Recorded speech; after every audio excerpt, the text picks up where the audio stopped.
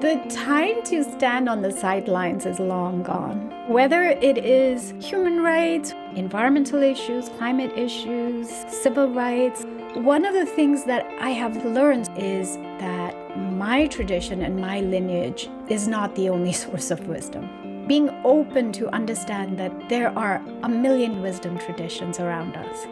That should be so reassuring for us. That should be such a source and reason for joy and celebration, that we are in community. And we as a species, we really have to find love for one another to find solutions.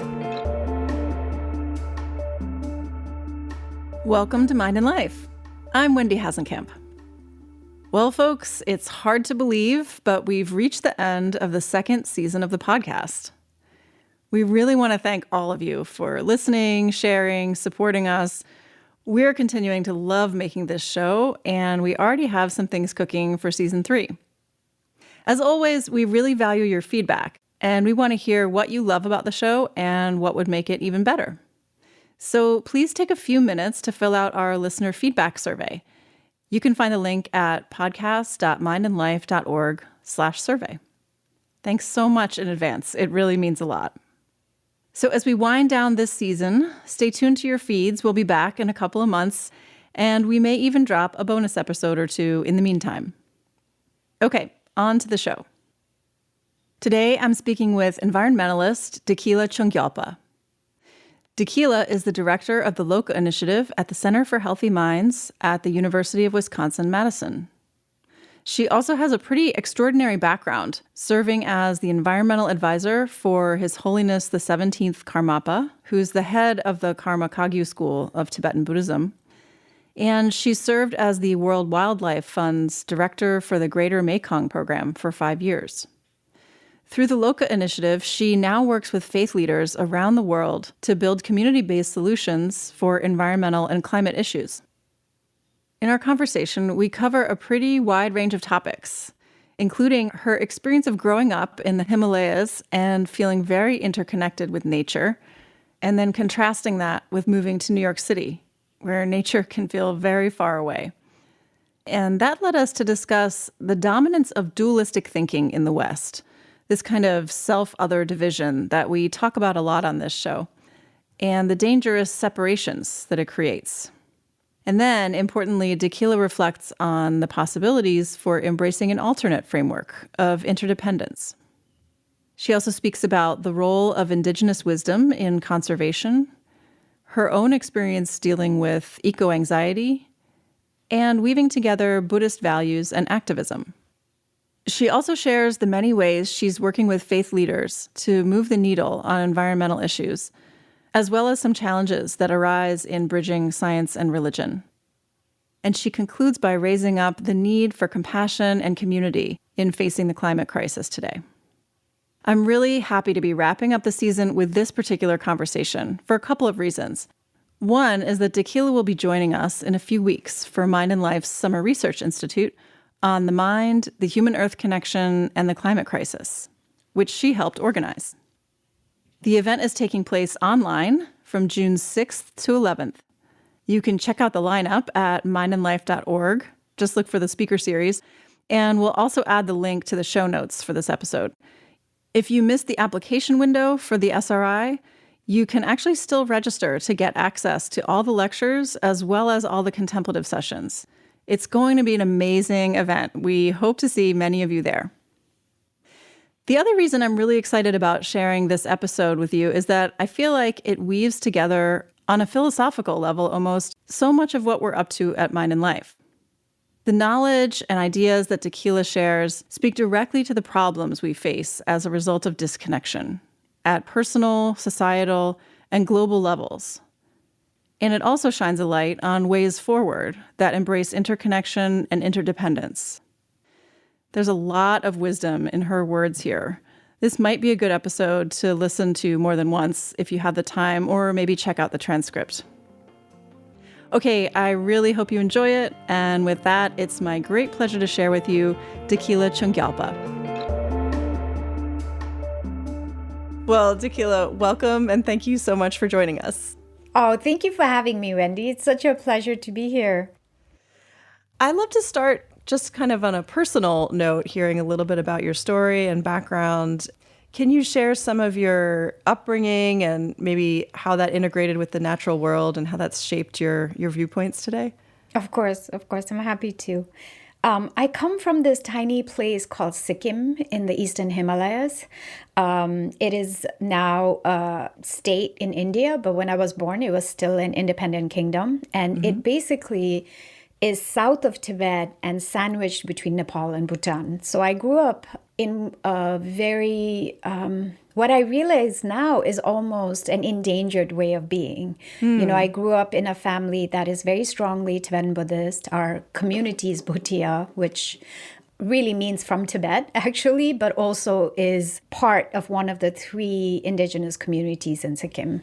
And so I was raised in a family that was deeply spiritual and religious. And I also come from a family of female practitioners. My mother took her vows and became a Buddhist nun later in life, just like my grandmother did. And I grew up in some really beautiful wilderness areas inside Sikkim because of that. And I think when I look back, one of the things I realize is that there was never a moment where I did not feel as if I'm part of nature and where I didn't feel driven to want to protect it. That it was always just such a big part of my identity. And a lot of it had to do with how I was raised.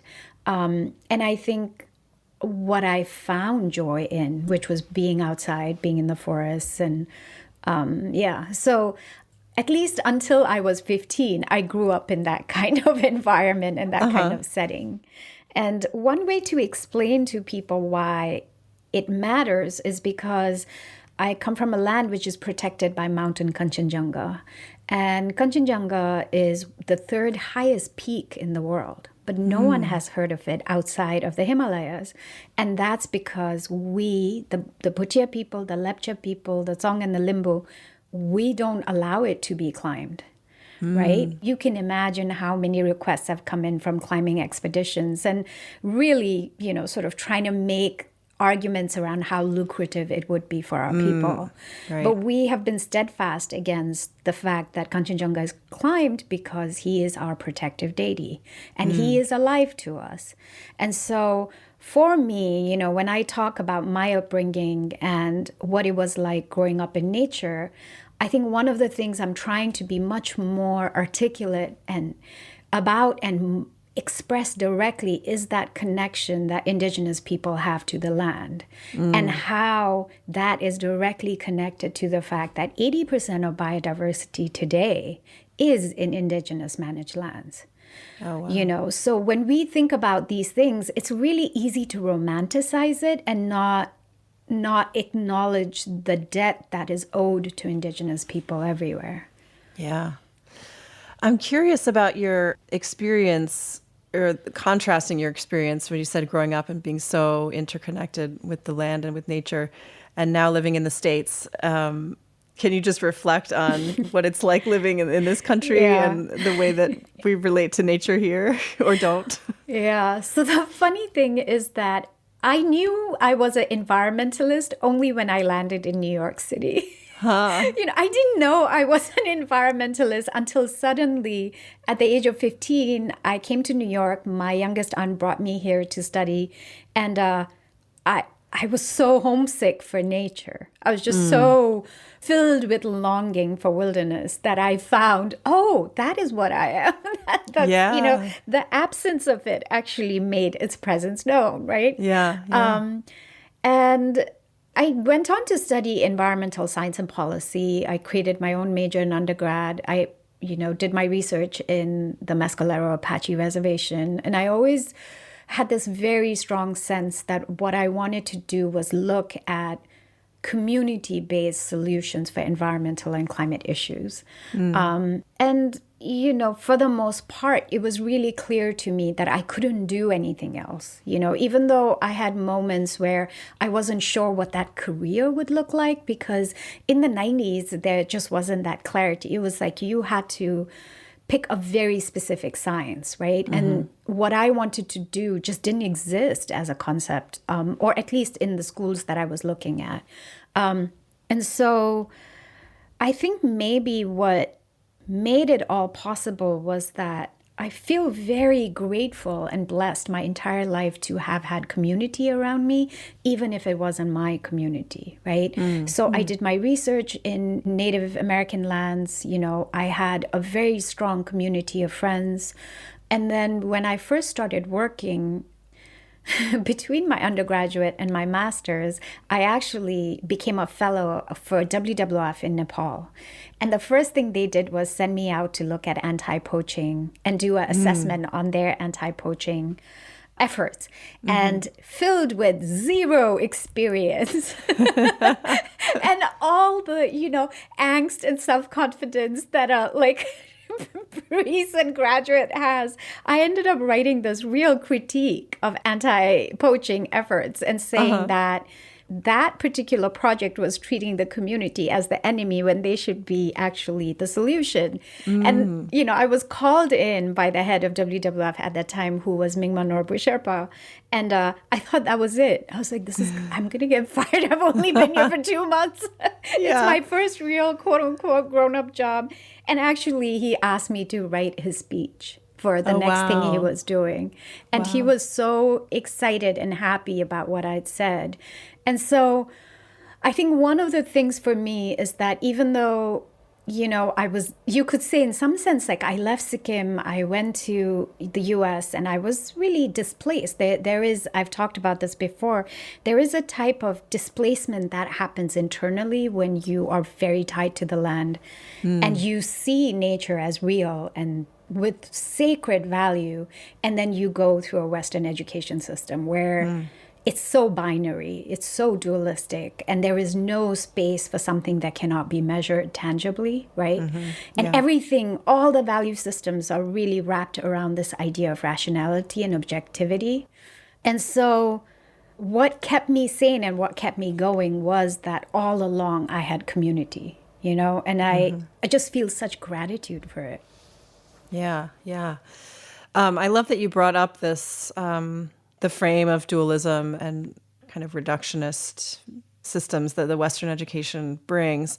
I'd love to unpack that a little more from your perspective, and how that then flows into environmental work and climate work. So can you say more about how this kind of separation and individualism and even separation of mind and body, right, which is like the origin of Descartes' dualism, how you've seen that show up and maybe contrasting that to your experience growing up with a totally different framework?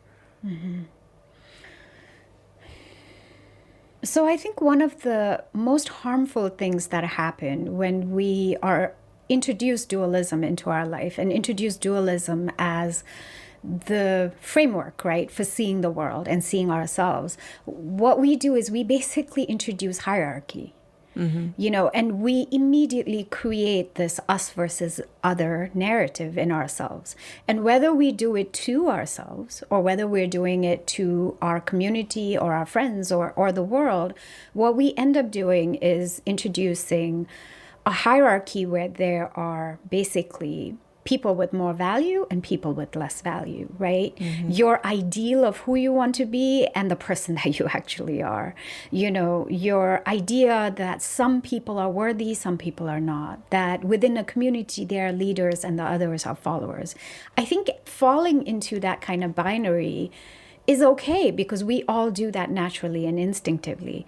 But I think you thinking that binary is the only paradigm that works and that binary is valuable on its own rather than, let's say, case by case basis, right? I think that's when we really end up having this really harmful trope. And what happens when we get locked into that is that we end up creating these in-groups and out-groups. So whether you're talking about racism or sexism or environmental issues, like what we're doing constantly is now basically having to, in some sense, what we're doing is rationalizing to ourselves again and again why we have value. And the shortcut in this kind of black and white world, the shortcut to rationalize your own value is to devalue everything else. right? So, how does the narrative that man should rule the world show up? He should rule women. He should rule, a white man should rule people of color, right? Man should conquer nature. Like all of those things come because we are trapped in this cycle of having to reassure ourselves that we are worthy. If we didn't have this black and white view, if we didn't have this narrative that there are winners and losers, there's us and them, there's me versus everybody else, we wouldn't have this, what I think of as like the gospel of scarcity that has been created for so long around capitalism, right? Which is things are ending, grab what you can right now, right? Do not share, right? Don't give into anything, take as much as you can from it, right? So I think there is definitely a place to question why academia clings to this framework and paradigm so much. Why is it that this is the only framework that's taught to us within the education system? And we are all, whether we want to or not, forced to participate in it if we want to succeed in that system, right? And I describe it as an act of violence because that's how it felt to me.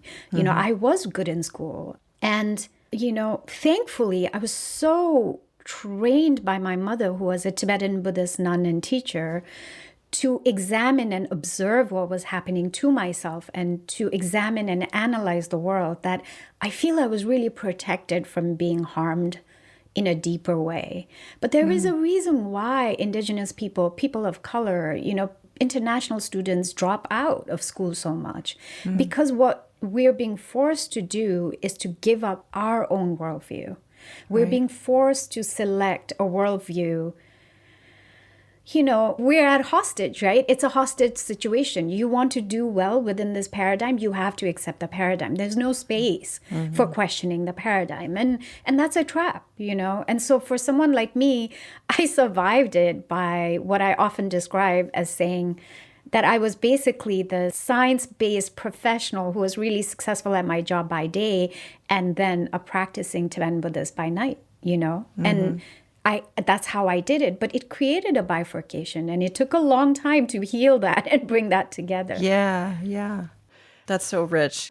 Can you share from your first-person perspective? I love that you raised up that here in the West, and particularly in education systems, there is this dualistic framework, and there's no other option, right? And it's just a given, it's an assumption. And I think that's so much a part of these very large philosophical frameworks and underpinnings that societies adopt.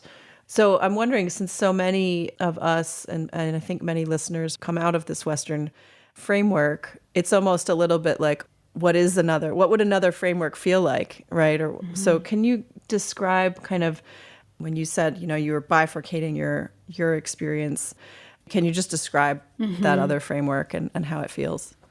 Well, being a Buddhist, you won't be surprised to hear me say that the other framework for me, of course, is one of interdependence, right? Very early in my life, I was taught to understand that I didn't exist as an independent entity. And, there are all kinds of cultural ways of reinforcing that, including the fact that in my culture, it's very common to rename children again and again, right? We sometimes end up having 4 different names by the time we become an adult, Oh, wow. And that is just such a big part of our culture, It's happened to me. It's happened to so many kids I know. But I think there is a whole cultural mechanism in place to remind you again and again and again that you don't exist by yourself. And therefore, you have to be thankful to everything and everybody, starting with your parents, right? But going on to their parents and their parents. And then, you're made to look at the food you eat. Where did that come from? Who grew it, right? And over time, my own reverence for nature, I obviously moved more and more into the understanding the interdependence with the natural world, looking at the oxygen we're breathing, And so for me, often the question I ask when someone pushes back about this kind of narrative is like, okay, so you feel yourself and that you are this independent self and you don't rely on anyone and anything. So can you tell me where the self begins and that oxygen in your lung ends. Like, tell me that moment. Tell me that exact boundary where you are a self without the oxygen that's in your body right now, right? And the fact is that oxygen was not self-generated, right? It came from outside. And so I think having this framework of interdependence and understanding that the self is so completely dependent on all these different variables means that that idea of a self and other is much weaker. The boundaries are much more porous and thinner. And I think, it allows us, hopefully, for a much more meaningful conversation around, the gospel of plenty, right? And the idea of being able to place ourselves in other people's shoes, being able to thin that layer enough that we understand that actually we are all part of the same in-group. And there is a very clear physical reason why, a scientific reason why, and that is that the earth is a closed loop system. The earth, all the material things on this planet are in a closed system. Yeah. Can you describe just for the listeners what a closed loop system means? So putting aside energy, when you think about, what the earth is, right? And you think about it in material terms. Well, what is the earth? It's made up of soil, right? We have water, we have soil, we have an atmosphere, right? All of these things are part of our planet, which we take for granted for the most part. None of these things, including now vegetable matter, right? Animals, fish, insects. I'm trying to describe basically everything that we think of as life on this planet are part of that system. None of us survive leaving the planet. And the planet in itself is like a circle. It's a cycle, right? We have all these different cycles that are happening that are all material, that are bound to each other within this closed loop.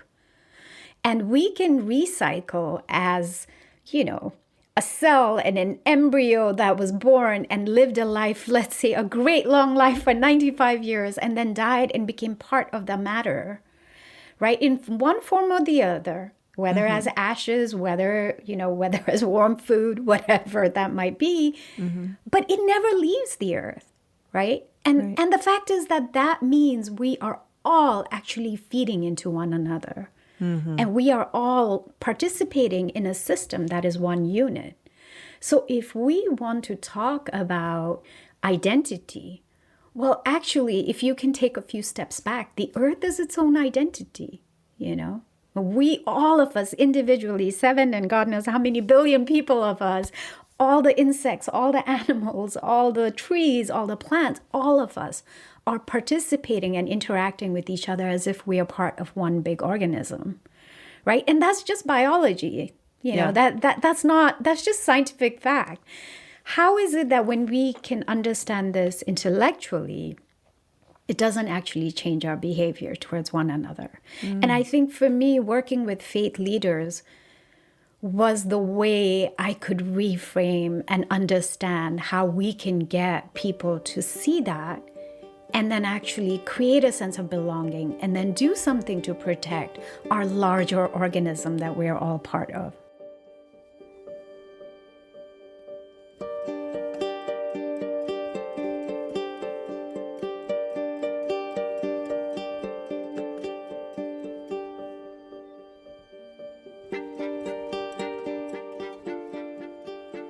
Yeah, this is great. This is the next place I wanted to go is I know you've been working recently with faith leaders, and that's also through the Loka initiative, right, that you founded and direct at the Center for Healthy Minds with other friends of the podcast, Richie Davidson and John Dunn and others. So, what drew you to begin working with faith leaders in an interfaith context around environmental issues? There is a long story and there is a short story. Well, if you have time, I'd love to hear the long story. So the long story is that I ended up working for WWF. The person I mentioned, Mingma Sherpa, he eventually hired me to become program officer for the Himalayas. And I zoomed straight back home to the Himalayas to work on community-based conservation. And I thought that was the solution to environmental issues, where if we could empower and return environmental management to the community. And then after a few years, I started really panicking because, and I think this happens to every environmentalist, but it was happening to me at that time, the realization that what I was doing wasn't making a big enough difference at scale, at scope, right? That it was wonderful and it had direct impact on the ground, but it wasn't large enough when we looked at the environmental and climate change challenges we were facing. And so I switched to working at the river basin management level, and I was the WWF director for the Greater Mekong region. And, the same thing happened. Here I am working in this beautiful river system, the second most biodiverse river in the world, 6 countries, and realizing that, again, even at a river basin scale, the changes we're trying to create isn't going to happen fast enough or at scale. And so now there are terms for it, like eco-anxiety and climate distress, but those words didn't exist at that time. There wasn't this term that what we are experiencing and what I was watching my peers go through, like actual trauma, was, that vocabulary just didn't exist.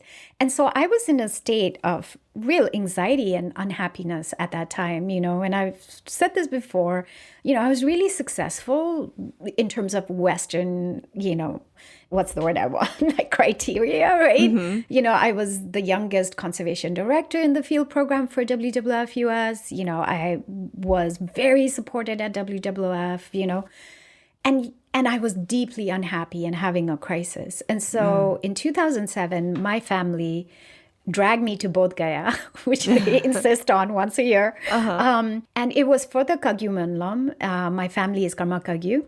And Bodh Gaya, of course, it's our main pilgrimage site. It's where Buddha was enlightened. And His Holiness the Karmapa gave a teaching. And in the teaching, he was talking about the connection between vegetarianism, compassion, and climate. And by the end of the teaching, he ended up saying he was vegetarian, and he laid out his arguments for why he was. But, and he went through the arguments for why, as Buddhists, we should care and have enough compassion that we choose not to eat meat, if we have that choice, right? If we're in an area where meat is not necessary, like Tibet is much harder, of course. Yeah. And by the end of it, when he asked the people, and there were over 10,000 people there, if anyone wanted to be a vegetarian, the sea of hands went up, including mine. And what was really interesting was that basically I watched a mass behavior change happen in front of me. Right. And I had this moment where I was like, how did I never think about reaching out to faith leaders? I am the daughter of a Tibetan Buddhist nun and teacher. And it never occurred to me that I had these allies, and that was what my education had done to me. When I talk about that bifurcation and the violence, that's what had happened. Was that the community I grew up in, the community that taught me the most, the community I owe everything to, is the community that had become invisible to me as a solution and as a problem solver. And then karma is so amazing, right? The universe works in mysterious ways, or our protectors do. His Holiness and I had a meeting very soon after that, and he ended up asking me to create environmental guidelines for Tibetan Buddhist monasteries and nunneries. And I thought of it as a one-off thing. I like to joke that my reaction was so selfish. It was, oh my God, my next lifetime is secured. So I took 2 weeks out and took vacation and went and worked with these senior monks and nuns. And really, I thought that was it. Like, this is what I was doing. I was doing it for the Karma Kagyu Kamsang. Here I'm handing this over, and now I'm done. And this was building environmental policies for the nunneries and monasteries, or? This was laying out why environmental issues and climate change affected the Himalayas and what Buddhism had to say about that. Okay, so this was basically the merging of Buddhist philosophy with environmental science. Okay. And it was for the monastics. And it was a way, I basically took the most sort of the issues that are threatening the integrity of the Himalayas and the Tibetan Plateau, and then sat with 7, I think, or 8 Khenpos and created the Buddhist framework for why each of these had value. And it was really beautiful, but very simple and short. What happened was that when the monks and nuns received it, the feedback was, this is great, but we actually need much more than this, and we want a proper training. So on the spot, we were in Varanasi at that time. His Holiness called me and said, can you do a workshop? Because I know you do this for your work. Can you do a training right now? So on the spot, I had to create a week-long training for Tibetan Buddhist monks and nuns, all these tukus, all these rinpoches, just like build it and basically explain things like the water cycle, the carbon cycle, the nitrogen cycle, right? Like really explain the scientific underpinnings for environmental and climate issues. And so it went amazingly well. So this is how I learned, this is what 12 years of working with faith leaders has taught me, is that never underestimate them. Yeah. I really thought there would be resistance to it, or that the science might be quote unquote above their heads or above their understanding, right? Oh my God. They just not only did they get it, they were starting to teach me. So there were moments in the training where the conversation would flip, and suddenly one Khenpo or one Lama would get up and just be like, let me teach you about interdependence. What you're saying to me is nothing new. Wow, yeah. And so there was this amazing energy that was created. And I thought that was a one-off thing. We're done. And what ended up happening was the monks and nuns started initiating projects. And now we have this eco-monastic movement called Koryug, which has over 50 monasteries and nunneries all across the Himalaya, a little bit in Tibet too, doing environmental projects, all under the auspices of His Holiness, the Karmapa. And, the projects are everything you can imagine. Reforestation of indigenous tree saplings, water restorations, rainwater harvesting, for example, for safe drinking water, solar kitchens. Almost all of them took their very pretty flower gardens and turned it into organic farms. Almost all of them have tried some part of growing their own food. And in the last several years, they've been very focused on disaster preparedness. So we have over 300 monks and nuns who are trained first responders, who can do first aid, who can take their robes and turn it into a stretcher in 5 minutes. Wow. So, it's a very incredible, practical force, right, for environmental and climate protection.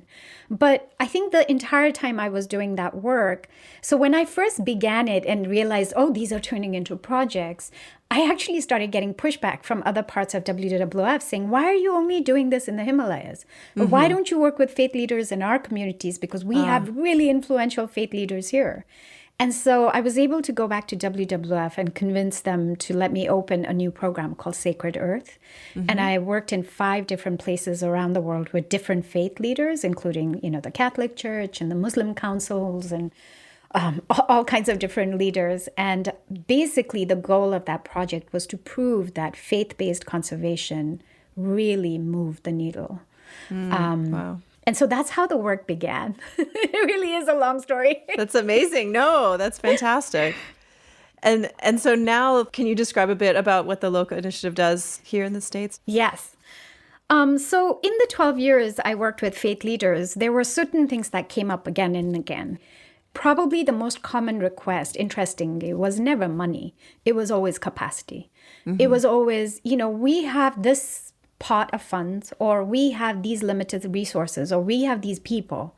What we need is a scientist who understands our world to tell us what we can do with this that's best. Right. Right? Like, what is the most effective thing we can do with the resources we have? And what they wanted was someone who would work with them to help them develop those resources. They don't need someone to come in and create them for them. They don't need someone to come in and fly in and be the expert. What they're looking for is basically capacity and someone who can support them. And then the other request I got very commonly was, can you create a safe space for us where we can interact with scientists and policymakers and, basically secular leaders, and then also with ourselves? because most often what would happen is they would be invited to come and cut the ribbon. So they would wear all their ceremonial robes. They're invited to a major environmental or climate event.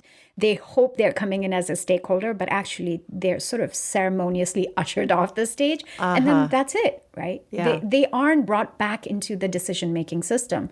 So they were really asking these two questions again and again and again.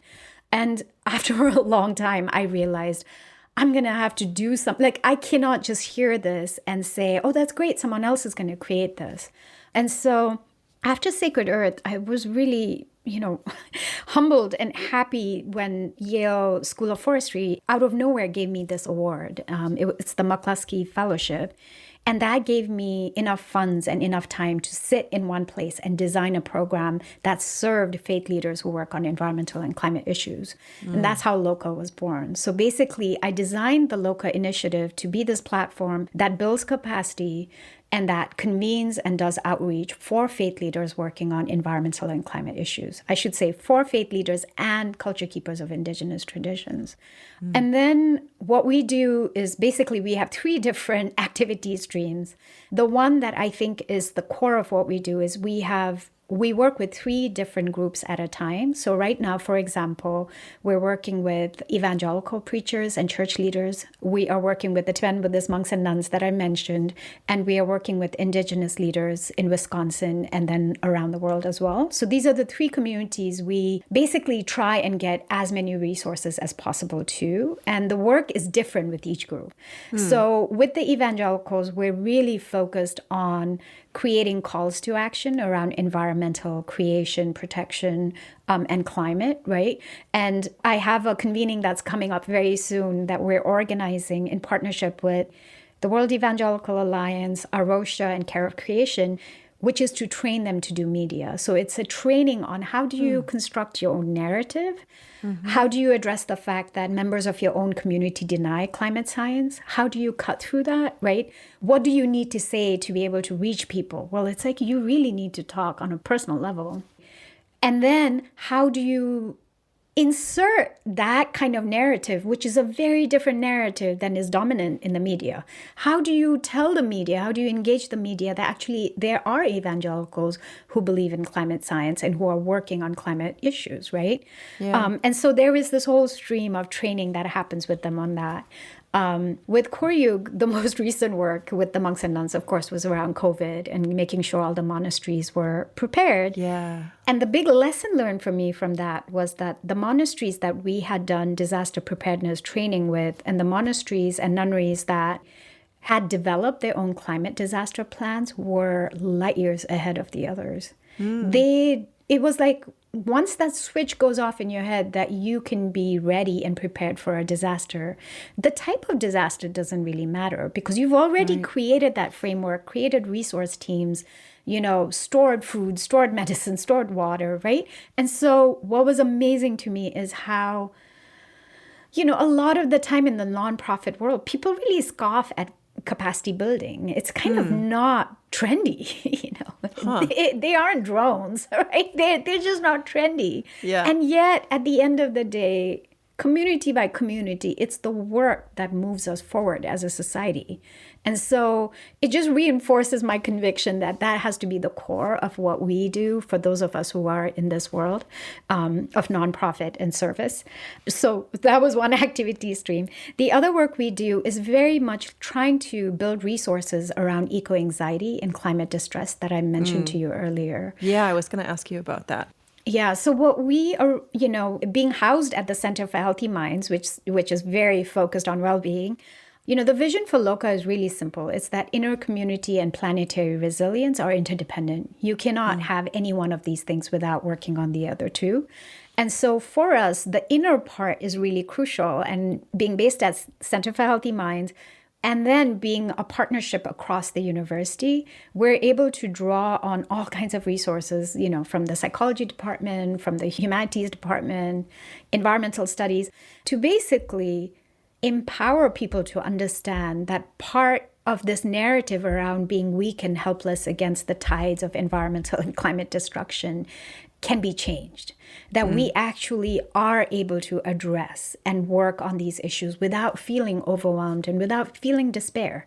And that there are methods we can use, contemplative methods, right? Modern methods, nature-based methods that help protect and build our inner resilience while we're doing this work. And so that is one core component of it. And then the third piece, of course, is the piece I'm doing right now, which is the public outreach and trying to encourage people to break out of their in-groups and reach out to other people, right? Trying to get people, especially scientists, if they bike to work, check out how many houses of worship are along the way. And if you have the time, stop by and say, hey, do you need help? Because all of them are trying to do something on the environment.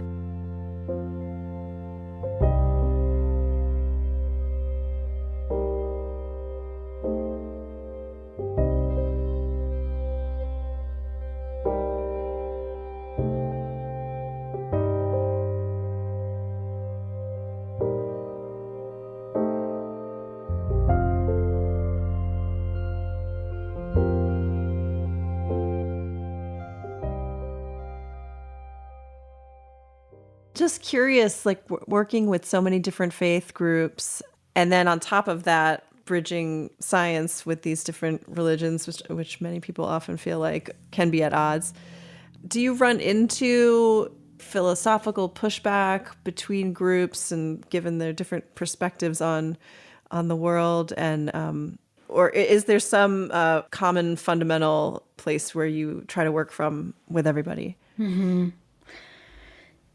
So I get pushback. I've always received pushback on this idea of working with and appealing to faith leadership for environmental and climate issues.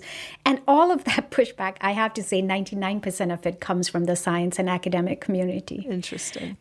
No faith leader has ever turned me down for a meeting. They might not believe in my worldview. The conversation might end up going in a very random direction. But the amazing thing, the thing that always still just, fills me with happiness and humility doing the work I do every day is that faith leaders have already self-selected to care and to act and to protect people. They are a self-selected group of people that are driven to do better for the community.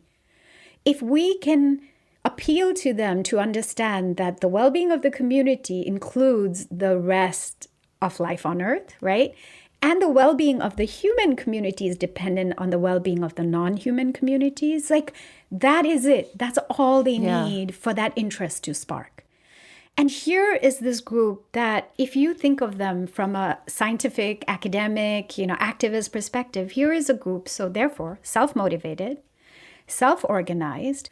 They are collectively the third largest financial investor in the world. They run half of all the schools on this planet. The Catholic Church is the second or third wealthiest property owner in the world. 85% of the human population subscribes to a religion. Like, to me, I think the question that I always come back to is, why haven't we been doing this more, right? Faith leaders have been working on environmental issues for decades, All three popes, including the current one, made a statement that climate change is real. I think it was during Pope Benedict's time that the Vatican very gleefully announced that they were the first nation state to be carbon neutral, Wow. So actually, faith leaders have been doing this work all this time. Where has the science and academic and the activist community been, right? Yeah. And so it's still interesting to me, and it brings me back again to this trope that we started with, which is the us versus them, and this whole dualistic need, and this real addiction to wanting to believe that rationalism and objectivity are objectively and rationally superior. When actually all of these are constructs that can be broken down very simply and easily, right? We are locked in this cycle where we are having to reassert the value of the education system we've all been part of. We are locked in this cycle and forced to run this cycle, right? Almost like rats around a circle. Like, we're just constantly having to prop the system up instead of acknowledge that it's been flawed like every other system, and that it's time to allow other kinds of knowledge systems to come in and other kinds of knowledge paradigms to come in, right? And I think that's where I spend a lot of the time doing my pushback, interestingly, is with this community, my community of scientists and academics and, activists. Yeah. Yeah. So how do you bring in, or, what are some ways that we can try to challenge the, I don't know, unitary perspective of this dualistic and rationalistic framework and bring in more views on interdependence? Do you have any ways that you try to do that? Yeah, I mean, I think this is why the public outreach matters so much. Local organizes a lot of different events with different partners, partly because we're trying to break down this idea that there is only one knowledge system of value.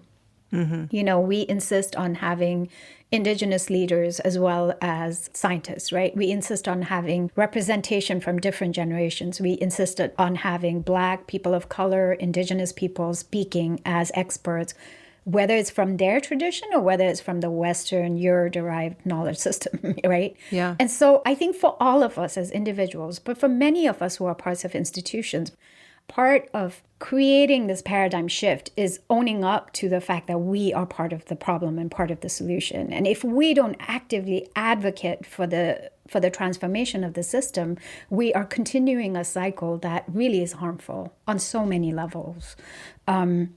And I think what's really interesting to me, and this is going to sound very harsh, but I see this a lot among the Western Buddhist community and also among the academic community, is this ability to do all of these things in theory, to sit and meditate on compassion in theory, right?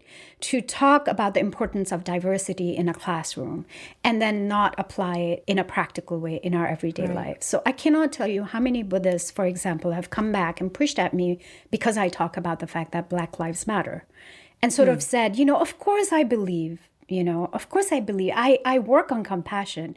However, they would never show up physically for a Black Lives Matter rally or event, right? They would never show up when Black people right now in America and other people of color and indigenous people are having to reassert their basic humanity on a daily basis just to say they are human and they should be valued as humans, as equal. And it both outrages me on a moral level and an intellectual level, because that is a kind of dishonesty that I see, where we are willing to be proud of the work and the progress we've done sitting on our mats and not actually changed anything in the system that props us up and supports us. And so if I want to challenge anyone, it really is the Buddhist community in America and in Europe. It's not enough to sit and meditate on compassion if you are not taking your body and showing up with your body. Embody. What is the meaning of embodiment? It is to be in body. Yeah. This feels like it's at the heart of so many really critical issues that we're facing, right, as a society. So I feel that you're weaving together kind of under this frame of the problem of separation, falls into then racism and systems of oppression and injustice, and it falls into our disconnection from the environment and what we've been able to do in exploiting and creating the problems that we face now with climate change. So I feel like the frame that you're bringing is really integrative, and it feels like it's getting to the heart of deeper problems than just looking at the way they manifest in these really tragic and problematic ways in the world. But there's something more core that you're getting to. Mm-hmm. One of the things that I really am trying to unlearn myself, honestly, is this real addiction to wanting life to be, what's the word I want? Stable, right? Wanting life to be stable and therefore predictable and therefore comfortable and therefore controllable. And my mother would have been the first person to laugh at me if I said these are the things I want. Because if she taught me anything, and verbally, orally, and with the example of her life, it was that, what is the point? She would have said, like, what a wasted life, that we spend all our time wanting to control what happens to us, right? Wanting to control. And we are so uncomfortable with being uncomfortable. Many of us struggle with this in our practice, but there are people who are struggling with this in a real way because the system has disenfranchised them very deliberately. And so our comfort has come at a cost. And if we want to think about ourselves as karmic people, or if we want to think of ourselves in our future lifetimes, then I would say it's time. It's time we look in the mirror and have a real reckoning with all those invisible people and systems that have been subjugated to give us our world of comfort and our world of,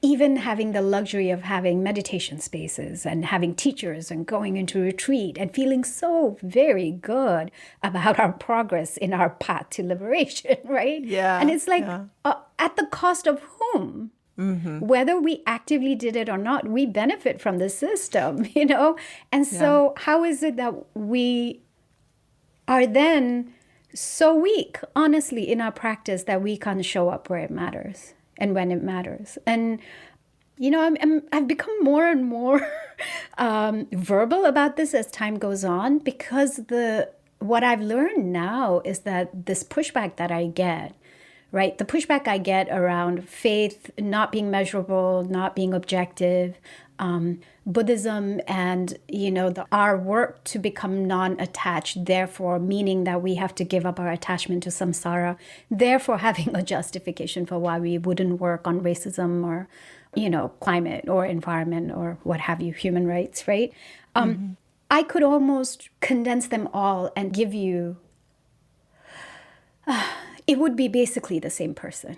And so what I've learned over time, and because I've come across it in so many different systems now, is that this kind of pushback, this kind of intellectual pushback, whether from the science community or from the faith community, isn't about science or faith. It isn't actually about the paradigm. It's about the person and the fact that that person does not want to do the work. And that person doesn't mind the status quo being what it is. And right. So I think I've become more and more verbal about it simply because now that I've experienced it enough to see that, I can't keep quiet about it anymore because it is infecting the system. Yeah. When there are enough white men saying that Black Lives Matter is irrelevant in an academic setting, that infects that entire system because it's white men who are in power in academic settings, right? Yeah. When there are enough Buddhists saying that becoming a climate activist is anti-Buddhist because we must practice, non-attachment, that is infecting the whole system and disempowering other people to care about the climate issue. And I always find it so amazingly short-sighted when I hear Buddhists say this, because it's like, you forget, remember, we're in a loop. We're not only physically in a closed loop system, philosophically we're in a closed loop system. Because guess what? You're being born again right here on this planet. And you will be reaping the consequences of what we haven't done right now.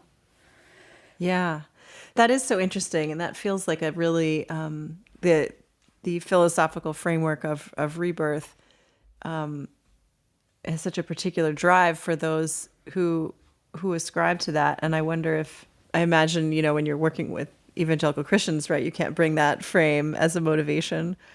Well, it's amazing to me that for a lot of faith leaders, it's just enough that I say I'm a person of faith. Yeah. The interesting thing about religion is that what they really are looking at is what motivates people. And if it seems to be quite often enough for me to say I'm a spiritual person, and that motivates me. My faith motivates me to do better and to serve the faith community at large. Yeah. I have really strong friendships among evangelical leaders, that...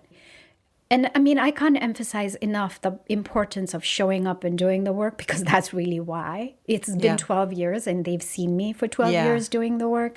And they're willing to ignore the fact that I believe in Tibetan Buddhism. We have a lot of jokes around it, how slippery Buddhists are. We're terrible converts, because apparently we say, yeah, you're right. That's the truth. And also my truth is the truth. Yeah, the relativism is a problem. Yeah. There's a lot of humor that goes into it and a lot of understanding of each other, I think. Yeah. But it works.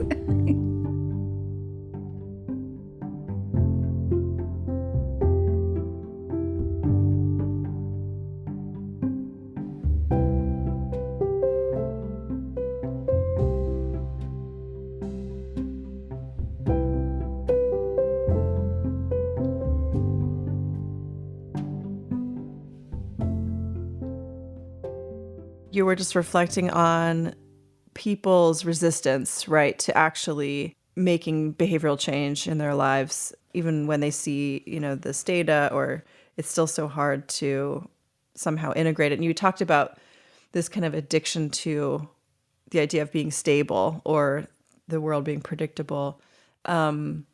I think it's really interesting to bring that up because in a way, like as biological organisms, we are in the business of predicting and trying to create stable environments, right, that we can operate in with homeostasis and in the most kind of controlled way. And then you're raising the fact that, well, that's actually not, the reality. So how do you work with, because you also have such a view of biological systems and things like that. So I don't know, how do you navigate that tension? I think for me, when I talked earlier about being in crisis in 2006, 2007, I think for me, it was this dawning realization that the world I'd grown up in, where it was a given that if you got a good education, you did well in school, you would get a job and you would end up having, not just in America, having the dream that all our parents have wished for us everywhere in the world, right? It was this realization that this wasn't going to happen for the next generation, because what we were doing at that time, I distinctly remember us mapping out different future scenarios around climate change. And I was sitting in the room with, all of these demographers and all of these different types of scientists starting to understand what the ecological science was telling us and how it would affect the world and people. Right. And so having all these social scientists basically saying, well, this is the type of migration pattern that will happen. So basically, if what you're saying is this is how the river is going to change and it's going to create these kind of disasters, these kind of droughts, these kind of food scarcity, then let me tell you what will happen to people. And all of that becoming real to me. And so I had to let go of the idea in my work as a field conservationist that our goal was to return to this pristine world that existed at some point, right? This idea of a pristine biodiversity, this idea of, the planet being in this perfect balance that it was in the old days of yore. Yeah. I had to completely let that go because that was clearly not going to happen, right? Yeah. So what can come instead of that? Well, interestingly, what comes instead of that is actually working on the ability to bounce back for ecosystems, working on the ability to bounce back for human populations. And that's how my framework shifted to one of resilience. So the interesting thing about resilience is that it means exactly the same thing, whether you look at it psychologically, in terms of sociology, or ecologically, right? It basically is the ability to bounce back from a threat. It doesn't mean returning to how things were. Right. You can be in a very unstable situation still, but you can anticipate the threat, adapt to it, and respond to it from a place which isn't completely that of a victim, right? It's of a survivor. Yeah. And to me, that rethinking through that and understanding that from my own Buddhist philosophy, right? And from my own Buddhist ethos, right? And then from a scientific perspective meant that it completely changed the way I wanted to do work. It meant that I really had to walk away from what I knew and what I loved, which was really being in a forest and getting to see as many wildlife as possible. Yeah. And move towards actually working with people who spend their entire lives working on inner resilience and thinking about resilience. And for me, that was the faith community, right? Yeah. Which was to understand that how do we psychologically, spiritually prepare people and communities to bounce back. The world that we now are in is not a predictable world. I'm so sorry. It's not a stable world. It will be less stable and less predictable as time goes on because we are in a system of, so I don't enjoy using the language that is often used around environmental and climate change, which is very like, we have, X amount of years left and time is ticking, tick-tock. Like that doesn't help anyone or anything. Right. But I think we have to be fair to the younger generations to acknowledge that their world is completely different than ours. They are growing up in a world where it's just disaster upon disaster. And there are a series of knock-on effects, right, that we have not even understood, studied, or managed to have conclusive sort of, strategies towards, right? Yeah. And I think the thing we can do, though, for the next generation, the thing that we can do for people everywhere, marginalized people in particular, women and children who we know are 80% of climate victims, right? What we can do is actually create systems of resilience and create adaptability as a strength, right? To get people to understand that, yes, we cannot control what happens out there, but what we can do is make you as strong as possible to withstand that. The other part that I'm really focused on is this breaking down, once again, this very dualistic notion and this kind of hierarchy that exists in the science world, which is one solution is better than the other. So we have spent internally having an argument for years around mitigation versus adaptation. So mitigation is basically you avert the climate crisis, right? You come up with all these solutions to change it. Adaptation is, this is the climate crisis. We need to get the communities to adapt to it. Yeah. And a lot of our arguments, a lot of our funding, a lot of priorities within our organizations end up being locked in this debate and sort of, forced to justify again and again that this is my stance, when actually we need both. It's so apparent we need both, right? There's no way we can do it all. And actually people do need to specialize as well within that, right? You can't ask an immigrant single mom who's arrived in this country and is trying to take care of her kids that she needs to care about climate change as well as lead in the water, as well as PFAS in the water, as well as whether her kid is safe going to school or not. We are asking too many people to do too many things while creating a hierarchy and telling them what they're doing is just not enough. And so I think using compassion as an organizing principle for environmental and climate issues is so crucial. It saves lives. Compassion saves lives, And I think encouraging everybody to do the bit that they can and being able to count that as part of the larger progress is so important instead of tearing each other down, And unfortunately, that's still very much the driving energy. Yeah. Wow, thank you. There's so much richness in there. I really appreciate all that you've shared. I feel like you've given a lot of important take-homes and action steps, but is there anything that you want to pull out and highlight for our listeners just kind of as a take-home? Maybe if there is anything I had to say, I think it really would be the time to stand on the sidelines is long gone.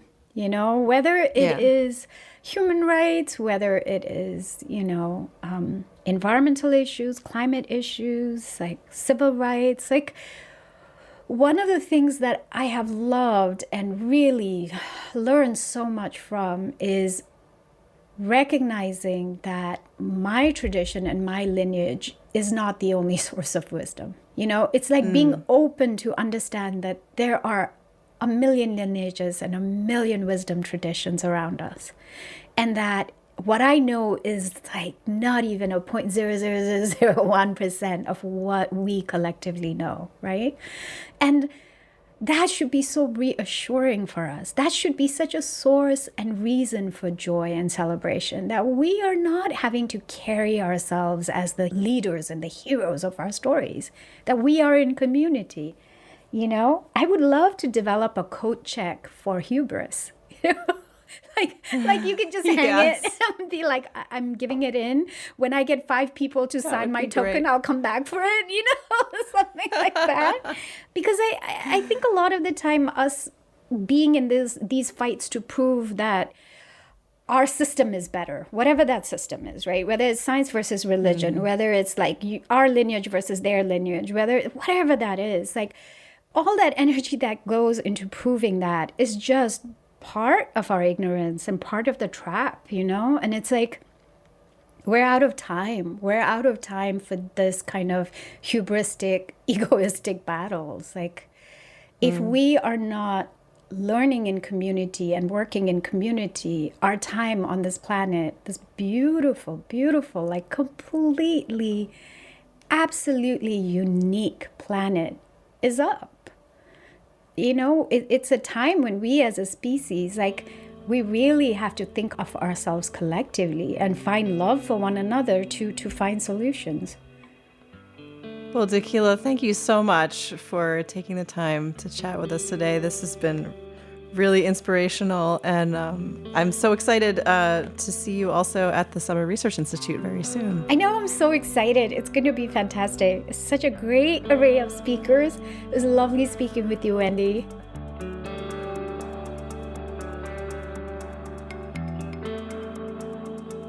This episode was edited and produced by me and Phil Walker. Music on the show is from Blue Dot Sessions and Universal. Show notes and resources for this and other episodes can be found at podcast.mindandlife.org. If you enjoyed this episode, please rate and review us on iTunes and share it with a friend. If something in this conversation sparked insight for you, we'd love to know about it. You can send an email or voice memo to podcast@mindandlife.org. Mind and Life is a production of the Mind and Life Institute. Visit us at mindandlife.org, where you can learn more about how we bridge science and contemplative wisdom to foster insight and inspire action towards flourishing. There you can also support our work, including this podcast.